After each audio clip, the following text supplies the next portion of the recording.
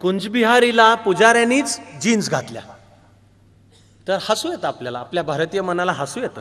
ही ज्या दिवशी बातमी होती त्या दिवशी चाणक्य मंडलमध्ये माझा एका बॅचवर तास होता, तर मी त्या दिवशीची उपासना संपली. तास सुरू करताना मुलांना म्हणलो की तुम्ही आजच्या पेपरला ही बातमी वाचली का, की कुंजबिहारीला जीन्स, कृष्णाला जीन्स. पोरं पण खळखळून हसली, सगळी मुलं मुली. त्यांचं हसणं संपल्यावर मी म्हणलं की कृष्णाला जीन्स ह्याचा अर्थ आता राधा लो वेस्टमध्ये. ह्याला आपल्याला हसता येतं. आपण लगेच तो कृष्णाचा अपमान झाला नाही म्हणत, आपण राधेचा अपमान झाला नाही म्हणत, आपल्याला हसता येतं. ॲक्च्युली हसता येणे ही सांस्कृतिक ताकद आहे. ताकद असल्याशिवाय विनोदबुद्धी व्यक्त नाही होत. ती ज्या वेळेला समाज विसरेल आणि एवढ्या तेवढ्यावरनं गरम डोकी, आर्ग्युमेंट नाही, बुद्धिवादी नाही, युक्तिवाद नाही आणि उठायचं ते मारायलाच की भाऊ तेरे को अपने पैर पे घर जाना है की नाही जाना है, हे आर्ग्युमेंट. तर हे सांस्कृतिक विकासाचं नाही लक्षण. बघता बघता ही विनोदबुद्धी, आचार्य अत्रेंची विनोदबुद्धी, पु ल देशपांडेंची विनोदबुद्धी बघता बघता हरवली.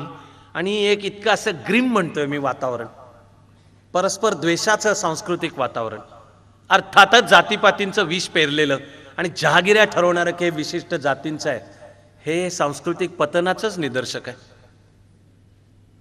मग ते नाट्यक्षेत्रामध्ये सुद्धा दिसतं. तेव्हा घाशीराम होतं तेव्हा स्वयंघोषित पुरोगाम्यांनी म्हणायचं अभिव्यक्ती स्वातंत्र्य आलं पाहिजे हे नाटक, पण नथुराम आलं की त्यांची गोची होते. घाशीरामच्या वेळेला ज्यांचं म्हणणं होतं बंदी करा या नाटकावर, काही नाटकांच्या मध्ये घुसून नासधूस झाली, मोडतोड झाली. जेवढ्या प्रमाणात मी म्हणू शकत होतो तेवढं माझं म्हणणं आहे की एक म्हणजे कलाकाराला स्वातंत्र्य पाहिजे आणि नासधूस आणि मोडतोड हे त्याला नाही उत्तर. ते नासधूस आणि मोडतोडच्या जागा वेगळ्या करता याव्यात का याव्यात, कुठल्या कळल्या पाहिजेत ना राष्ट्रहितासाठी सुद्धा. पण कलेचं जग आणि आम्ही जर कलाकाराला विविध क्षेत्रातल्या सारखे सांगायला लागलो की तू हे करायचं हे नाही करायचं, हे करण्यामुळे अमुकांच्या भावना दुखावतील, म्हणजे त्याला काही बहुधा प्रचार की त्याला बहुधा वरील पत्रास अनुसरून आपणास कळवण्यात येते की कलम 103चा उपकलम 3 अन्वय आपला अर्ज नामंजूर करण्यात आला आहे. एवढंच कला त्याला निर्माण करता येईल. तुम्ही मानवाचा, जगाचा, विविध संस्कृत्यांच्या कोणत्याही कालखंडातला इतिहास पहा, तुम्हाला दिसेल की ज्या काळामध्ये कलाकारांची मुस्कटदाबी झालेली आहे त्या काळामध्ये खोरटली संस्कृती.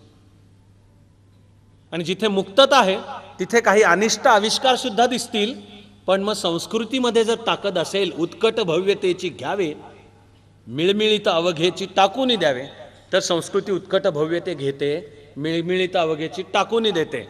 सरकारने सेन्सॉर नेमायचं तर त्या सेन्सॉरमध्ये कलेपेक्षा येतं राजकारण. त्यामुळे अतिशय दंश असलेली एखादी राजकीय कॉमेंट चालत नाही. राज कपूरनी मंदाकिनीचं सगळं दाखवलेलं चालतं, कारण सेन्सॉर राजकीय असतं. किस्सा कुर्सी का नावाचा चित्रपट होता, तो झाला सेन्सॉर.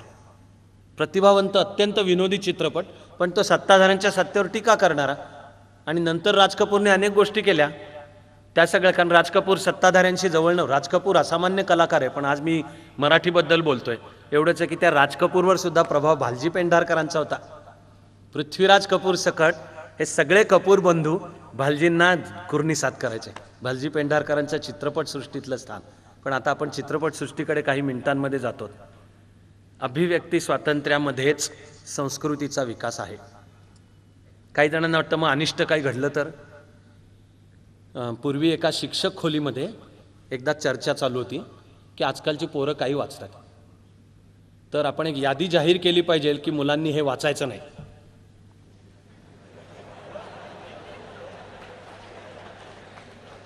असं म्हणणारे जे एकदम म्हणजे साने गुरुजींचे श्यामची आईच होते, किंवा ॲक्च्युली साने गुरुजींचे श्यामची आई म्हणणं सर्वार्थाने चूक आहे.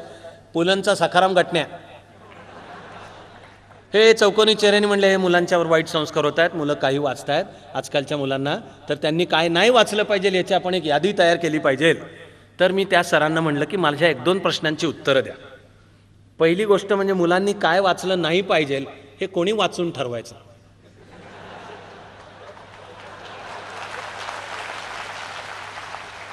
किंवा अमुक एक सिनेमा, शेरॉन स्टोनचा सिनेमा पाहिल्यामुळे वाईट संस्कार होतील, शेरॉन स्टोनवर होतील, कोणी ठरवायचं ते. आणि दुसरी गोष्ट म्हणलं तुम्ही जरूर यादी तयार करा, शाळेच्या ती फलकावर लावा, तेवढेच पुस्तकं मुलं वाचतील पहिले शोधून. ज्याची यादी लावाल की हे वाचू नका, तेवढेच वाचतील. मुलांसहित समाजासहितचं सूत्र आहे, निरक्षीर विवेक मला करता आला पाहिजे. काय चांगलं काय वाईट, काय घ्यायचं आणि काय सोडून द्यायचं, तो समर्थांनी दिलेला संदेश उत्कट भव्यतेची घ्यावे. ते मराठी नाट्यसृष्टीत सुद्धा दिसला असा काळ आहे एक. आत्ताच्या तरुण मुलांना आठवणार सुद्धा नाही तो बहुधा, पण मराठी नाट्यसृष्टीत, आणि ती फार जुनी नाही आहे गोष्ट, 80चं दशक अशी वेळ येऊन गेली की नाटकाच्या नावाखाली लैंगिकता, वासनिक आणि अनिष्ट प्रकार स्टेजवर दाखवणारी अनेक नाटकं आली.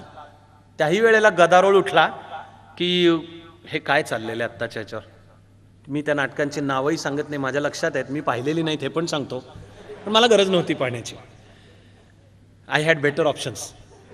पण त्यावेळेला या प्रकारची नाटकं स्टेजवर आली आणि पुन्हा मागणी समोर आली की बंदी घाला या नाटकांच्या. तरी मी जेवढं काय माझ्यापरीने वावरत होतो समाजात आणि मी भूमिका घेतली, बंदी नाही नाटकांवर, अभिव्यक्ती स्वातंत्र्य आहे. समाज जर शहाणा असेल, आमची जर सामाजिक सांस्कृतिक अभिरुची ती दुसऱ्यांनी ठरवू नये. मी काय पाहायचं काय नाही, कोणतरी तिसरा बसलाय, तो कोण आहे? सरकार एक कमिटी नेमेल, ती कमिटी कोण आहे? सरकारचे पित्तू त्या कमिटीवर बसणार. आत्ता सुद्धा नाटकाची संहिता सेन्सॉर संमत व्हावी लागते. आविष्कारावर परिणाम होतोच त्याचा. काय लिहिलं चालेल काय नाही, हिने आज हा दुखावून बसला तर काय, मग तो दुखावून बसला तर काय, याचे तऱ्हातऱ्हांचे अनेक आविष्कार अलीकडच्या काळात आपण पाहतो, साहित्याच्या क्षेत्रामध्ये सुद्धा पाहतो. जर संस्कृती समृद्ध व्हायची असेल तर कलाकाराला सर्वंकष अभिव्यक्ती स्वातंत्र्य पाहिजेच. आपल्या अभिव्यक्तीवर काय मर्यादा घ्यायच्या हे त्या कलाकारांनी ठरवलं पाहिजे. समाजाचं संवर्धन होताना काही मूळ कायदा राज्यघटना इथपर्यंत मान्य. कलाकाराचं स्वातंत्र्य म्हणजे मी नो एंट्रीमधनं माझी गाडी घालीन कारण मी कलाकार आहे, तर नो एंट्रीतनं गाडी घालायला कलाकार असावं लागत नाही, आणि नो एंट्रीतनं गाडी घालणे हीच कला आहे. समाजाच्या चलनवलनाचे काही समान नियम लागू इथपर्यंत मान्य, पण तुम्ही त्याच्या कलेवरच बंधनं आणणारं, हे तू चित्र असंच काढायचं आणि तसंच नाही काढायचं, M.F. हुसेननी ठरवावं. M.F. हुसेननी डबल स्टँडर्ड बाळगू नये आणि त्याच्यावर सरकारने काय करायचं हे सरकारने डबल स्टँडर्ड बाळगू नये. म्हणजे नालस्ती फक्त हिंदू देवदेवतांची केलेली चालेल, त्यावेळी अभिव्यक्ती स्वातंत्र्य. आणि जरा एखाद्या ओळ तर तुम्ही सोडाच, अफजल खान वधाचा धडा गाळून टाकला 1982 मध्ये. निखालस चूक. एक समान सूत्र एक दोन्ही ठिकाणी लावा. तो M.F. हुसेन विठोबाचा भक्त हे मला माहिती आहे. त्याला इथं महाराष्ट्रातनं पळून जा कोणी म्हटलेलं नव्हतं. ज्यांना आवाज उठवायचा होता त्यांनी M.F. हुसेनच्या कलेविरुद्ध उठवला. कोणी त्याच्या जीवाची धमकी अजिबात दिलेली नव्हती. तो अनवाणी पायाने वावरतो. मीच त्याला अनेकदा जहांगीर, मुंबईला जहांगीरच्या परिसरात मी जहांगीरला प्रदर्शनं भरली की पाहायला जायचो, वावरताना पाहिलेलं आहे. M.F. हुसेनच्या त्यांनी हिंदू देवदेवतांच्या काही अनिष्ट चित्र काढल्यावर टीकेचा तक्रारीचा आवाज उठला. ती भाषा होती हिंसक. M.F. हुसेनच्या वाट्याला कोणी नाही गेलेलं, आणि त्याला तू भारत सोड आणि कतारचा नागरिक बन असं कोणी सांगितलेलं नव्हतं. आणि हिंमत असेल तर M.F. हुसेननी कतारमध्ये, ज्यामध्ये इस्लामचा अपमान आहे, अशी कला करावी आणि म्हणावं अभिव्यक्ती स्वातंत्र्य आहे, तो जिवंत पण राहणार नाही तिथे. पण समाज आणि संस्कृतीची समृद्धीसाठी मात्र अभिव्यक्ती स्वातंत्र्य हा मुद्दा महत्त्वाचा आहे, तुमचा माझा महत्त्वाचा आहे. ही जी गरम आणि अनिष्ट, मी पण म्हणतोय त्या नाटकांना अनिष्ट अशी एक लाट आली त्या काळामध्ये, परत जेव्हा आवाज उठला अभिव्यक्ती स्वातंत्र्याचा, त्या म्हणजे बंदी घाला. मी सांगितलं जर समाज आरोग्यपूर्ण असेल तर त्याला कळतं काय नाकारायचं आणि काय स्वीकारायचं. बघता बघता ती नाटकं दिसेनाशी झाली, प्रयोग बंद झाले. आज आत्ता जे कॉलेजेसमध्ये आहेत त्या मुलामुलींना जर विचारायला गेलं की तुम्हाला त्या नाटकांची नावं आठवत आहेत का, ओ की ठो आठवणार नाही. पण आत्तासुद्धा जे कॉलेजमधली मुलं मुली आहेत तर त्यांना अश्रूंची झाली फुले, तो मी नव्हेच, रायगडला जेव्हा जाग येते, इथे ओशाळला मृत्यू पासून ते घाशीराम कोतवाल पासून आत्तापर्यंत जे आत्ता अनेक चांगली नाटकं चालू आहेत त्याच्यापर्यंतची आठवतील. आमची ताकद आहे, संस्कृतीची ताकद आहे, ती उत्कट भव्यतेची घ्यावे. पण त्या नादामध्ये या खोट्या मर्यादा किंवा चिकित्सेचं सुद्धा वावडं आणि एवढ्या तेवढ्याने उगाच गरम डोकं आणि उतरला काय तर मारहाणीवरच उतरला तर ती खोरटलेली संस्कृती होणार आणि ती मागे पडणार. जो जाणकार असेल त्याच्याकरताचं सगळ्यात उत्तम उदाहरण साम्यवादी कालखंडामधला सोव्हिएट रशिया आहे. त्याच्या आधी रशियन साहित्य बहरलेलं आहे, ते सुवर्णयुग आहे. आणि ॲक्च्युली रशियन साहित्याने गाठलेली जी उंची आहे क्रांतीपूर्वी, ती ऑल टाईम ग्रेट्समधली आहे. पातळीची पुष्किनचं काव्य, टर्जेनेवच्या कथा आणि दोस्तोवस्की आणि टॉल्स्टॉयच्या कादंबऱ्या, याचपर्यंत जागतिक साहित्यातलं मानदंड आहेत, हिमालयाची शिखरं आहेत, सगळे क्रांतीपूर्व. दोनच लेखक असे झाले की जे क्रांतीच्या अलीकडे पण लिहित होते सोव्हिएट रशियात आणि पलीकडे पण लिहित होते, टॉल्स्टॉय आणि मॅक्सिम गॉर्की. त्यापैकी टॉल्स्टॉय क्रांतीनंतर कम्युनिस्टांच्या ब्लॅक लिस्टमध्ये गेला, बहिष्कार टॉल्स्टॉयवर पडला. आणि यथावकाश पुढे टॉल्स्टॉय पण बदलला आणि तो एकूण ख्रिश्चन धर्मगुरू बनल्यासारखाच, आणि त्यांनी सगळी जी अध्यात्माची तत्त्व मांडली त्याचं जीवन बदललं. मॅक्सिम गॉर्की क्रांती होईपर्यंत लेनिनचा मित्र होता. क्रांतीनंतर लेनिननीच जाहीर केलं की हा क्रांतीचा शत्रू आहे, कारण तो स्वतंत्रपणे लिहितो, मुक्तपणे लिहितो. आजही गॉर्कीचं लेखन वाचलं तर ते ग्रेटच आहे, काही शंकाच नाही. पण क्रांतीनंतर सोव्हिएट रशियामध्ये नवनिर्मिती, साहित्य आणि प्रतिभेच्या नावाने दुष्काळ आहे. सोव्हिएट चित्रपट, सोव्हिएट संगीत, सोव्हिएट बॅले, ऑपेरा आणि साहित्य सगळ्याच्या नावाने दुष्काळ आहे. आणि झालेच तर त्या काळामध्ये दोन असामान्य साहित्यिक मग कोण निर्माण झाले, तर ज्यांनी या सोव्हिएट दमनाविरुद्ध विद्रोह केला. एक बोरिस पास्तरनाक, त्याच्या डॉक्टर झिव्यागो कादंबरीला नोबेल पारितोषिक पण मिळालं आणि हॉलिवूडने एक असामान्य चित्रपट पण काढला. आणि दुसरा अलेक्झांडर सोल्जेनित्सिन, ज्याला नंतर नोबेल पण मिळालं. लेखक म्हणून त्यांनीच पहिल्यांदा कम्युनिस्टांचा जे अत्याचार सोव्हिएट रशियात चालले ते उघडकीस आणले. पळ काढावा लागला, त्याच्या जीवाला धोका होता. त्याच्या कादंबऱ्या पहिल्यांदा रशियनमध्ये प्रकाशित नाही झाल्या. One day in the life of Ivan Denisovich अशी त्याची पानांना छोटी पण आशयाला प्रचंड मोठी कादंबरी आहे. पुढे ज्याबद्दल नोबेल मिळालं ती कॅन्सर वॉर्ड ही छुप्या मार्गाने रशियातून प्रथम गेली हॉलंड ॲम्स्टरडॅमला, तिथे भाषांतर झालं. पहिली प्रकाशित भाषांतरित इंग्लिशमधली झाली, नोबेल मिळालं. सोल्जेनित्सिनला नोबेल घेऊन जायला, म्हणजे जाऊन नोबेल पारितोषिक घ्यायला सोव्हिएट रशियाने परवानगी दिली नाही, जशी चीनच्या आत्ताच्या नोबेल पारितोषिक विजेत्याला दिली नाही. त्या संस्कृती खुरटलेल्या राहिल्या. आपण आपल्या बहुविधतेसहित आणि अनिष्ट अनिष्ट अनेक घडतं तरीसुद्धा आपण समृद्ध होत राहू कुठपर्यंत, जिथपर्यंत ॲक्च्युली तुम्हाला मला सुद्धा स्वातंत्र्य आहे निर्मितीचं, कलाकारांनी ठरवलं पाहिजे. तर वैचारिक मांडणी, चिकित्सा आणि मुक्त प्रतिभेला जे नवं सुचतं त्यातून फुलून येणारं असं समृद्ध संस्कृतीचं चित्र तयार होणार आहे. अन्यथा आपल्यासमोर खुरटलेपणा राहणार त्याच्यामधला. तर घाशीराम हे एक महत्त्वाचं वळण आहेच.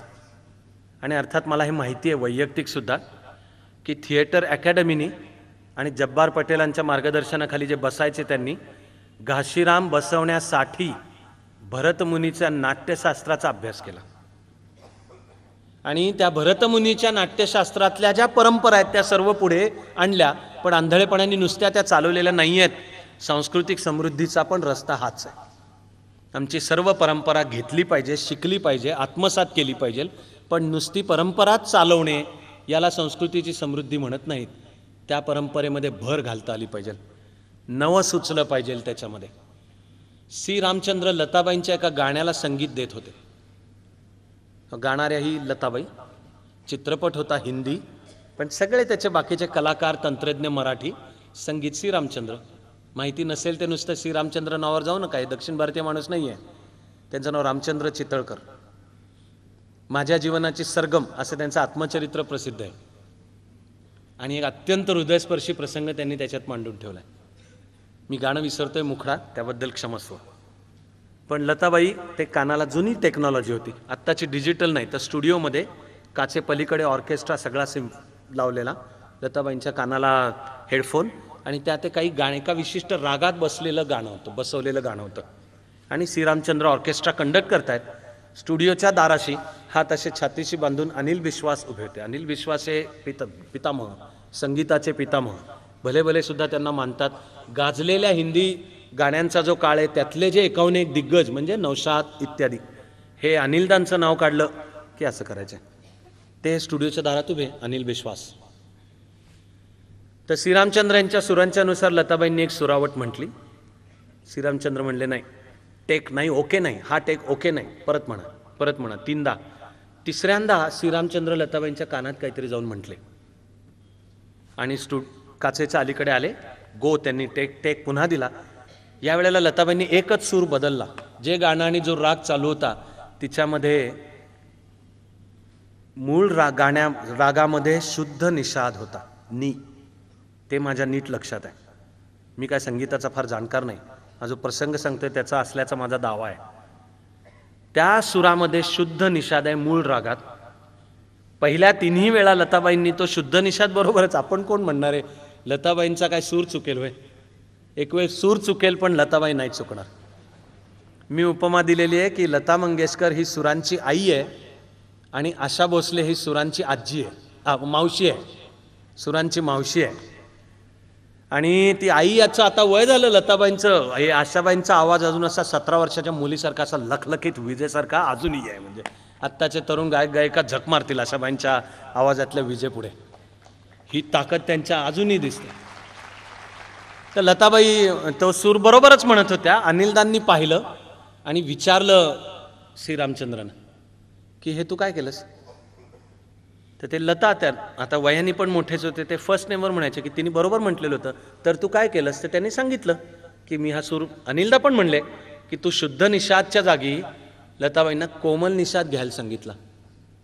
राग शेकडो वर्ष चाललेला, आता त्याच्यामध्ये बदल करून त्याच्या जागी कोमल निषाद, आणि तेवढ्याच एका सुराच्या जागी कोमल निषाद घेऊन अर्थातच लताबाईंनी ते बरोबर म्हणला. आणि तो टेक श्रीरामचंद्रांनी ओके केला. अनिलदांनी विचारलं हे तू काय केलंस? अनिलदा म्हणाले आधीच्या 3 वेळा तिने बरोबर म्हटलेलं होतं, ते तू ओके केलं नाहीस, सूर बदलला, हे तू काय केलंस? श्रीरामचंद्रांनी दिलेलं उत्तर आहे की पहिल्या 3 वेळा दारामध्ये उभं राहून कोमल निषाद मला म्हणत होता मला घे म्हणून. मला राहावे ना, मग म्हणलं ये. आता कोमल निषाद मला घे म्हणतो आणि श्रीरामचंद्र त्याला घेतात आणि रागदारीमधला बदल करून लताबाई तो कोमल निषाद बरोबर म्हणतात. हे सगळं प्रतिभेचं लक्षण आहे. संस्कृती समृद्ध करणे म्हणजे सगळी परंपरा समजावून घेणे आणि त्याच्यामध्ये आपल्या प्रतिभेनी नव्याने भर घालणे, मग समृद्ध होते. नुसतंच आम्ही परंपरा ओढत बसलो तर उलट ती परंपरा शिळी होत जाते. कुमारजींनी रागामधले अनेक बदल केले, नवी भर घातली. आम्ही जर आमचं संगीत घेऊनच बसलो नुसतं आणि ते तेवढेच सारे गमपधनिसा करत, 7 सूर तर बदलणार नाही आहेत, त्याचे आरोह बदलणार नाहीत, आमची बुद्धी कुठे, प्रतिभा कुठे? प्रतिभा हे सांस्कृतिक समृद्धीचं उत्तर आहे. क्लासिकल गाणाऱ्या कुमारजींनी लोकसंगीताशी पण तितकीच जवळीक केली. माळव्यामधल्या धुनी गोळा केल्या, त्यावर आधारित पावसाची गाणी म्हणजे वर्षा के गीत नावाची मैफल तयार केली. कुमारजींनी समृद्ध केली संस्कृती, भर घातली. पुलंनी कुमारजींचं व्यक्तिमत्व लिहून ठेवले गणगोतमध्ये, आपण वाचलं पाहिजे. ऐन वयात येता येता आजारी पडले आणि फुफ्फुसं निकामी झाली. एक फुफ्फुस काढून टाकायची वेळ आली. ते एकावर जगता येतं पण धड श्वास नाही मग घेता येणार. पुलंनी लिहिलंय की आम्हाला वाटायचं की कुमार टेन्शनमध्ये असेल म्हणून आम्ही भेटायला जायचो, हाच हसत असायचा, हाच आम्हाला रोज एक वेगळा जोक सांगायचा. आणि नुसता वेगळा जोक वगैरे नाही, खरं म्हणजे मरणाच्या तोंडात आणि हॉस्पिटलमध्ये पडल्या तिथं बेडवर पडून एक दिवशी पुलन सुनीताबाई जात आहेत, तर हसत हसत कुमारजींनी स्वागत केलं आणि म्हणाले मी नवीन राग रचलाय, नवीन राग तयार केलाय. ते 1971-72चं वर्ष होतं. बांगलादेश मुक्तीमध्ये आपण विजय मिळवलेला होता आणि इंदिरा गांधींचा फायनेस्ट आवर, इंदिराजी होत्या दुर्गा. कुमारजींनी हा जो राग तयार केला त्या रागाला नाव ठेवलं प्रियदर्शिनी, ते इंदिराजींचं नाव आहे. पण आपल्या प्रतिभेतून नवा राग निर्माण केला. मला मुंबईला झालेल्या एका मैफलीचं तर उदाहरण तर डायरेक्ट मला माहितीच आहे. दरवर्षी कुमारजी मुंबईचे एकेकाळचे शेरीफ शिरीष पटेल यांच्या घरी एक मैफल करायचे. त्याला ती वैयक्तिक असायची आणि निमंत्रणं जायची फक्त काही निवडकांना. ज्या वर्षीचा मी तुम्हाला किस्सा सांगणार आहे त्या वर्षीचं निमंत्रण आचार्य अत्रेंना गेलं होतं. तर कुमारजींचं नाव व्हायला लागलं होतं, त्यामुळे अत्रे गेले, मैफल ऐकली. त्यांना काय संगीतातलं आचार्य अत्रेंना समजत नव्हतं, त्यामुळे मैफल केव्हा तरी मध्यरात्रीच्या आसपास संपल्यावर अत्रे मराठाच्या कार्यालयामध्ये परत आले आणि संपादकीय लिहायला बसले. रात्री 2 वाजता त्यांनी शिरीष पटेल यांच्या घरी फोन केला आणि म्हणाले कुमारला उठवा. अत्रे वयाने मोठे, अनुभवाने मोठे, सगळंच शरीरानी मनानी बुद्धीनी सगळे जे केलं तारमाडच सगळं.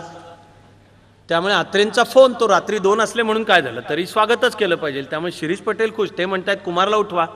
उठवलं. कुमारजी फोनवर आले तर अत्रेंनी विचारलं की तुम्ही कोणता राग सादर केला? तर कुमारजींनी सांगितलं हमीर सादर केला. हमीर राग. हमीर हा खरं म्हणजे प्रसिद्ध राग आहे. हा काय अनवट राग नाही. ते कोहिनूर चित्रपटातलं मधुबन में राधिका नाचे रे गाणं जर मधनं अधनं चांगली गाणी ऐकायची ॲलर्जी नसेल तर हे गाणं काही जणांनी ऐकलेलं असेल. आणि माझ्या तरी माहितीनुसार ह्या गाण्याचं अजून रिमिक्स झालेलं नाही. ते या हमीर रागातलं गाणं आहे. हमीर प्रसिद्ध राग आहे. मुद्दा हा आहे की राग प्रसिद्ध आहे. तर अत्रे म्हणाले की अरे च्या हमीर, धक्का बसला. ते म्हणाले की एक वेळ मला काही कळत नाही, मला मान्य, पण मी माझ्या आसपास जे बसले होते त्यांना, ते दर्दी होते संगीतातले, मी त्यांना सुद्धा विचारलं, एकालाही सांगता आलं नाही. असं कसं काय झालं? रात्री 2 वाजता फोनच्या त्या टोकाने कुमारजींनी उत्तर दिलं. ते म्हणाले काय आहे, आपल्याला राग असा समोरून आला तर ओळखता येतो. मी हमीर राग प्रोफाईलनी सादर केला. आता राग समोरून येतो म्हणजे काय? त्या रागाचं दर्शन जे घडतं. आणि मी प्रोफाईलनी सादर केला म्हणजे काय? ह्याला प्रतिभा पाहिजे. प्रतिभा हे संस्कृतीचं उत्तर आहे. आमच्या प्रतिभेतून नवी भर घालू. इतिहास ही आमच्या पायातली साखळी नाही बनणार आणि परंपरा हे आमच्या पाठीवरचं ओझं नाही बनणार. ती घेऊ. तो इतिहास प्रेरणेसाठी आहे आणि परंपरा समृद्ध करण्यासाठी आहे. परंपरा जतन करण्याचा सर्वात उत्तम मार्ग म्हणजे आपल्या बुद्धीने त्या परंपरेमध्ये भर घालणे, आपल्या बुद्धीने नव्या परंपरा निर्माण करणे. हेच पुढच्या सांस्कृतिक समृद्धीचं लक्षण आहे. तिचे काही आविष्कार नाट्यसृष्टीतही दिसतात आणि अर्थातच तिचे आविष्कार चित्रपटसृष्टीमध्ये सुद्धा दिसतात. मराठी चित्रपटसृष्टी हे भारतीय चित्रपटसृष्टीचं निर्मिती स्थान आहे. चुकून घडलेलं असंही नाही परत, कारण आग्रह आहे की नवीन घडवायचं, आपली बुद्धी चालवायची. दादासाहेब फाळके स्वदेशी विचारांनी भारावलेले होते. मुंबईमध्ये लुमियर ब्रदर्स आले आणि त्यांनी एक शो केला. तो दादासाहेबांनी पाहिल्यापासून भारावले. डोक्यामध्ये लुमियर ब्रदर्स म्हणजे जिथपासून जगातला चित्रपट चालू तो 1902-3.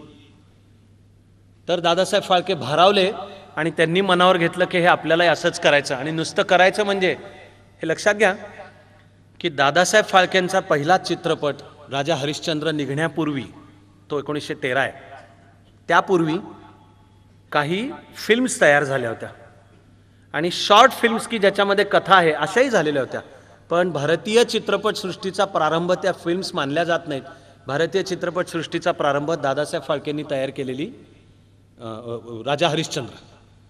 कारण आधी झालेले जे चित्रपट होते त्याचे तंत्रज्ञ, त्याच्यासाठी वापरलेला कच्चा माल, कॅमेऱ्यासकट आणि त्या म्हणजे तयार केलेल्या फिल्मवर केलेलं संस्करण हे भारताबाहेर केलं होतं सगळं. दादासाहेब फाळकेंचा आग्रह होता की नाही जाणार देशाबाहेर. स्वतःच्या बुद्धीतून केलेला कॅमेरा, कच्चा माल, स्थापन केलेल्या लॅबोरेटरीज, मध्यवर्ती सुचली ती सुद्धा अर्थातच पहिली कहाणी आपल्या देशाच्या पुण्यपुरातन इतिहासामधली प्रेरणादायक कहाणी सत्यप्रतिज्ञ राजा हरिश्चंद्र. म्हणून त्यांनी पहिला चित्रपट, तो 100% स्वदेशी चित्रपट आहे, सर्वार्थाने आहे. दादासाहेब फाळकेंच्या विचार प्रक्रियेवर लोकमान्य टिळकांचा सुद्धा प्रभाव होता. मुंबईमध्ये वावरत असतानाही मग दादासाहेब फाळकेंनी सगळ्यांनी चरखाच चालवला पाहिजे का आणि वंदे मातरमच म्हणलं पाहिजे का? तर आपल्या स्वतंत्र प्रतिभेमधून राजा हरिश्चंद्र तयार करणं हे पण देशभक्तीचंच कृत्य आहे. ती प्रतिभा, म्हणून भारतीय चित्रपटसृष्टीचा प्रारंभ दादासाहेब फाळकेंपासून आहे. मला तर शंका वाटते की आपल्याला काही वेळा माहिती पण नसतं की दादासाहेब फाळकेंच्या चित्रपटाची गुणवत्ता पाहून, क्वालिटी पाहून वॉर्नर ब्रदर्सनी बोलवलं होतं त्यांना. वॉर्नर ब्रदर्स आता 100-110 वर्ष जास्तीच काळ चालू आहे. त्या वॉर्नर ब्रदर आत्ता CNN चॅनल वॉर्नर ब्रदर्स आहे. आत्तासुद्धा WB ही मेजर हे असते बॅनर. वॉर्नर ब्रदरनी दादासाहेब फाळकेंना अमेरिकेत हॉलिवूडमध्ये बोलवलं होतं. दादासाहेब फाळके जायला नाही म्हटले, निर्माण करीन ते मी इथेच. म्हणजे मराठी चित्रपटसृष्टीचा प्रारंभ हाच भारतीय चित्रपटसृष्टीचा प्रारंभ आहे आणि त्याच्या पायामध्येच भरलेली आहे देशभक्ती आणि प्रतिभा. हेच जीवनाच्या सर्व क्षेत्रांच्या मधलं चित्र आहे. आजही म्हणणं चुकीचं नाही ठरणार की मराठी चित्रपटसृष्टीचा सुवर्णयुग, गोल्डन एज हे 60चं दशक आहे, 60चं दशक आहे, 60s. अजून आपल्यामध्ये अर्थातच शांताराम बापू होते, ते खूप दीर्घकाळ होते. शांताराम बापूंचा बहुधा शेवटचा म्हणा असा चित्रपट आहे चानी. तो चिंत्रम खानोलकर यांच्या कादंबरीवर आधारित आहे आणि त्या चानी चित्रपटावर नाही म्हटलं तरी जरा टीका झाली. ती खानोलकरांच्या आधी एका कादंबरीवर पण टीका झाली होती. कादंबरीचं नाव अजगर. ती ज्या वेळेला प्रसिद्ध झाली तेव्हा मर्ढेकरांच्या सुद्धा एका कवितेवर टीका झाली होती. मर्ढेकरांची कविता मेल्या पिंपात ओले उंदीर, ओल्या पिंपात मेले उंदीर. आणि टीका करणारे होते आचार्य अत्रे. खानोलकरांच्यावरही टीका, कादंबरी अजगर कादंबरीवर टीका अत्रेंनी केली. मर्ढेकरांच्या ह्या कवितेवर सुद्धा टीका अत्रेंनी केली. अत्रेंचा सगळ्यात मोठा आक्षेप होता की ह्या दोन्ही कादंबरी आणि कविता अश्लील आहे. अत्रेंचा आरोप होता अश्लील आहे. Look who is talking. पण त्याचा खानोलकरांवर एवढा परिणाम झाला, कारण अत्रे एक मानदंड होता. खलास झाले खानोलकर. काही काळासाठी त्यांनी निर्मितीच बंद केली. चिंत्रम खानोलकर या नावाने खानोलकर. त्यांनी घेतलेलं काव्यातलं नाव आरती प्रभू. एक एक कविता सोनं नाही प्लॅटिनमच्या तोलामोलाची. Khanolkar, Mardhekar and company. आणि पुढे मी यादी सांगायला मध्यरात्र उजाडेल. साहित्याकडे आपण काही मिनिटात पोचतोतात आपण. पण एक एक कविता अशी सोन्याच्या तोलामोलाची की ती वाचली तर त्या दिवशी दुसरं काही करू नये. मर्ढेकरांची एक एक कविता, खानोलकरांची एक एक कविता. आणि काव्यातली समृद्धी आजही तितकीच चालू आहेच अर्थातच. ते साहित्य आणि काव्य चित्रपटात प्रतिबिंबित होतं. तो शांताराम बापूंचा काळ, प्रभातचा काळ, राजा परांजपेंचा काळ, हे सगळं 60चं दशक आहे. त्यावेळेला एकाहून एक उत्तम कादंबऱ्यासुद्धा आधी मराठीत लिहिल्या जात होत्या, मग भारतीय भाषांमध्ये भाषांतरित होत होत्या. उत्तम चित्रपट आधी मराठीत निघत होते आणि मग अन्य भाषांच्या मध्ये डब तरी होत होते किंवा तीच थीम घेऊन अन्यत्र काढले जात होते. दोन्हींचं अनेकातलं एक पण एक उत्तम उदाहरण म्हणजे यगो जोशींची वहिनीच्या बांगड्या ही कादंबरी.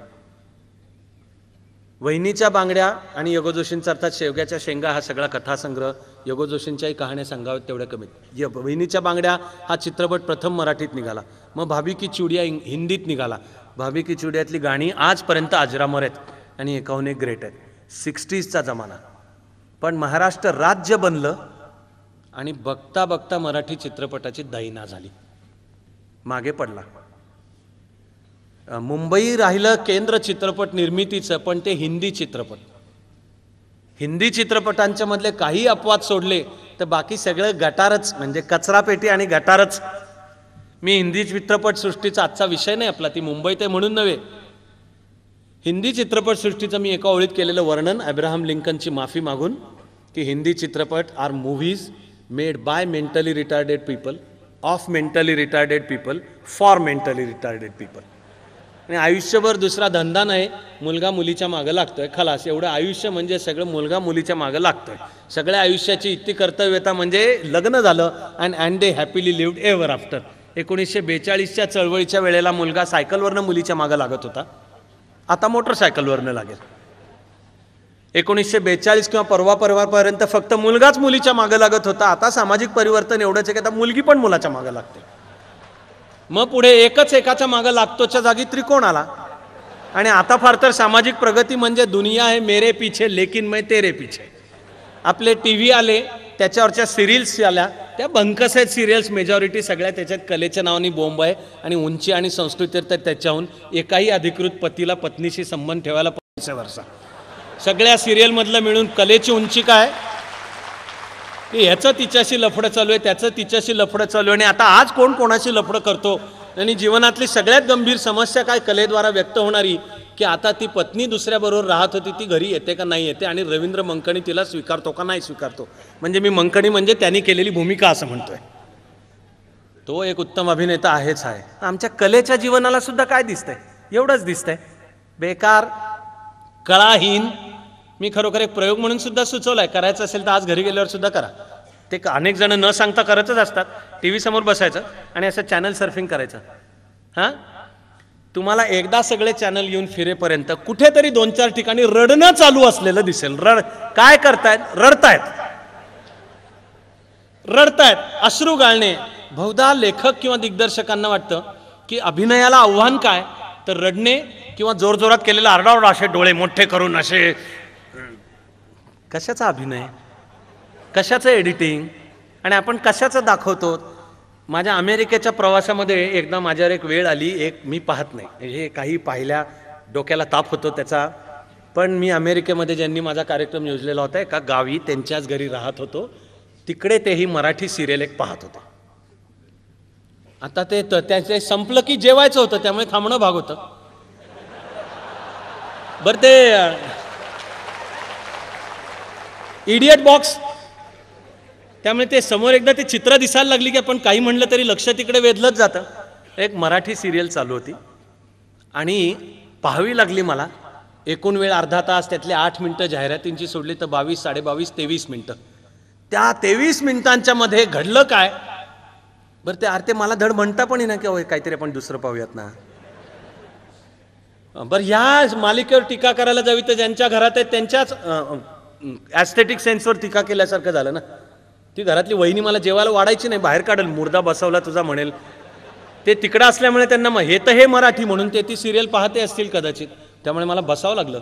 23 मिनिटांच्या मध्ये काय घडलं. आधीच्या एपिसोड ते मी काय हे विषय काय आहे, कहाणी कशाची असं विचारलेलं होतं. तर आधीच्या एपिसोडमध्ये त्या घरामध्ये झाला होता एक मर्डर. या 23 मिनिटांच्या मध्ये घरातलं प्रेत बाहेर आणलं, एवढं घडलं. भारावून गेलो मी की आमची कला कशाला भिडतीये, काय मांडतो आपण. हे चित्रपटांच्याही दैनावरनं मला आठवलं, टीव्हीचे वेगवेगळे चॅनल त्याच्यावरनं सुद्धा आठवलं. आणि टीव्ही आले, आणखी एक दुसरं बोललं जातं की टीव्ही आला, तरुण मुलांचं खेळाच्या मैदानावर जाणं बंद झालं. मला कळलेलं नाही हे पण कधी. टीव्ही आला, तरुण मुलांचं खेळाच्या मैदानावर जाणं बंद झालं. एक गोष्ट म्हणजे मग त्याच्या आधी जात होते का खूप.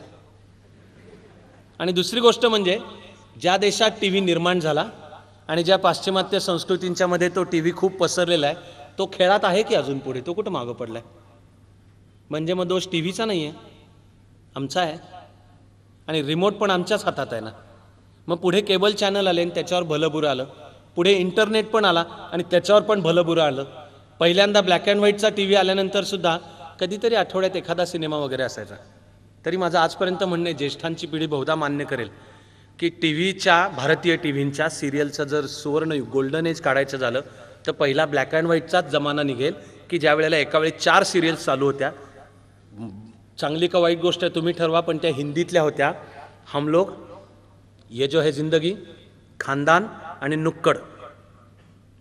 आणि वाट पाहायचे लोक की आता ह्याच्यामध्ये पुढे काय घडतंय. मनोहर श्याम जोशी आणि शरद जोशी हे हिंदीतले लेखक, हे त्याच्या मूळ स्क्रिप्ट रायटर्स आहेत. हे प्रतिभावंत सिद्धहस्त लेखणीचे लेखक आहेत. आणि एक खानदानला दिग्दर्शन आणि रोलसुद्धा गिरीश कर्नाडनी केलेला होता. हम लोगमध्ये अशोक कुमार होता आणि अशोक कुमार इंट्रोड्यूस करायचा आणि हम लोगचा एक एपिसोड यायचा. आता टेक्नॉलॉजी वाढली, चॅनल्स वाढले, बहुधा फायनान्स पण वाढलं, पण प्रतिभा त्या प्रमाणात वाढल्याचं म्हणता येणार नाही. टीव्ही आला म्हणून कसा खेळ बंद पडेल. तो दोष टीव्हीचा आहे काय, आलेल्या चॅनल्सचा आहे काय, केबलचा आहे काय आणि इंटरनेटचा आहे काय. तर मी एक कडक वाक्य कडक आहे ह्याची आधी जाणीव करून देऊन ते एका वाक्यात हा विषय सांगतोय. आपल्या घराचं वेश्यागृह करायचं का मंदिर करायचं हे आपल्या हातात आहे. टेक्नॉलॉजीला दोष देऊ नका. मला जर त्याच इंटरनेटवर दुनियेतलं सगळं ज्ञान पण आहे की हो, आणि त्याच इंटरनेटवर जे नको ते पण आहे.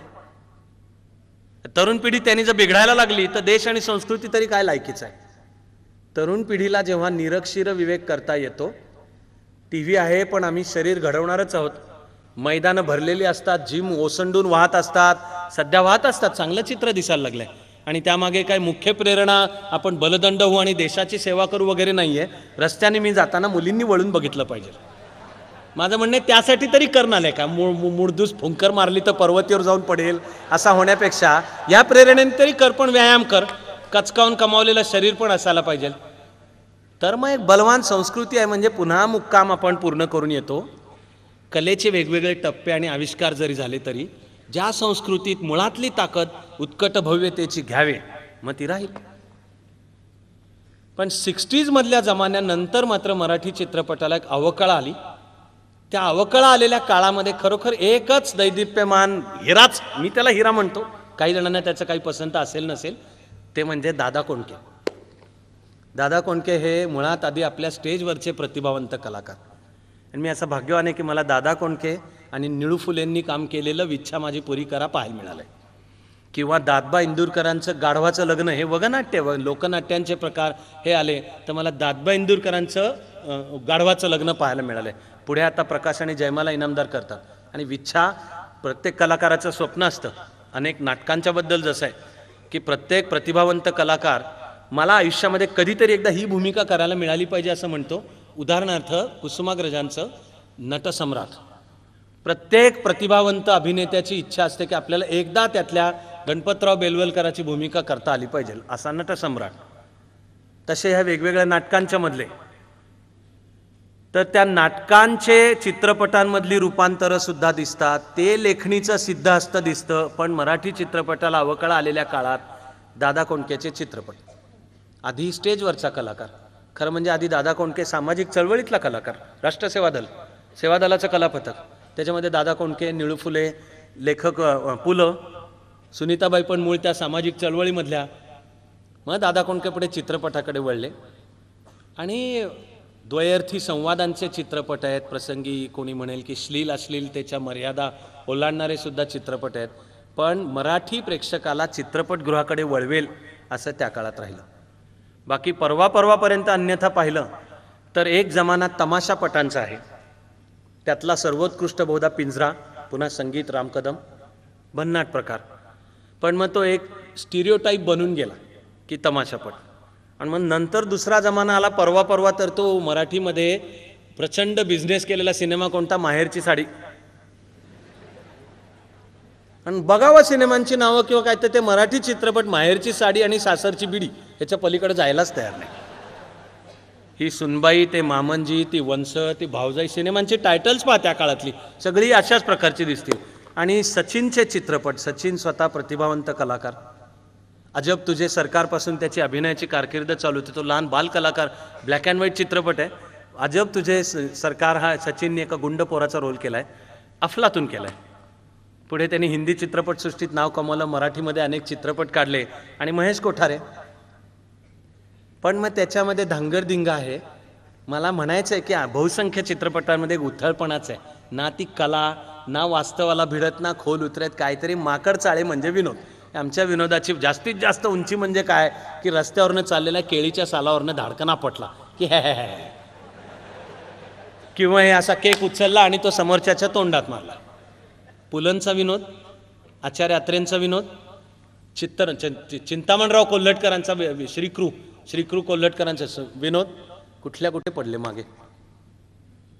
पण मग आता आपल्या पासची जी बातमी आहे ती तशी जरा चांगली बातमी आहे. आणि हे निश्चित आहे की आता गेली काही वर्ष मराठीमध्ये एकाहून एक उत्तम चित्रपट निघत आहेत. किंवा श्वास ऑस्करपर्यंत पोचला ही आश्चर्याची गोष्ट नाही. तो मराठी चित्रपट ही पण नाही, तो कथेवर आधारित आहे. जब्बार पटेल यांनी सामना काढला.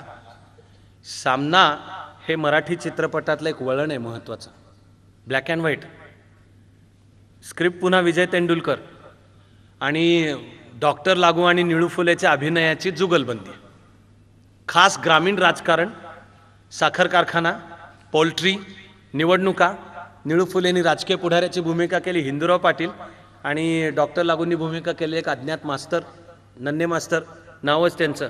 म्हणलं तर अर्धवट स्मृतिभ्रंश झाला आहे. स्वातंत्र्य चळवळीमध्ये होते, अपघातामध्ये कन्या गेली, तो रोल स्मिता पाटीलनी केलेला होता. दुर्दैवाने पुढे स्मिता पाटीलच खरंच गेली. हा लॉस आहे चित्रपटसृष्टीचा आणि अभिनयाचा, तो लॉस होता फार मोठा. पण सामनावर एक आक्षेप घेतला गेला की सामना म्हणजे फक्त कॅमेरा समोर ठेवून शूट केलेला नाटक आहे. तर पाहिलं तर दिसेलच तसं. सामना भिडतो. आणि आजही मी तासाला सुद्धा मुलांना अनेकदा सांगतो की न चुकता सामना पहा. मी सामना चित्रपटाबद्दल बोलतोय की कारण तो तुम्हाला जे महाराष्ट्र समजून देईल आणि राजकारण आणि ग्रामीण साठानंतरची वाटचाल समजायला मदत करेल तो ते चित्रपटांच्या द्वारा करेल. सामनाच्या यशामध्ये नंबर 1 वर तेंडुलकर आहेत.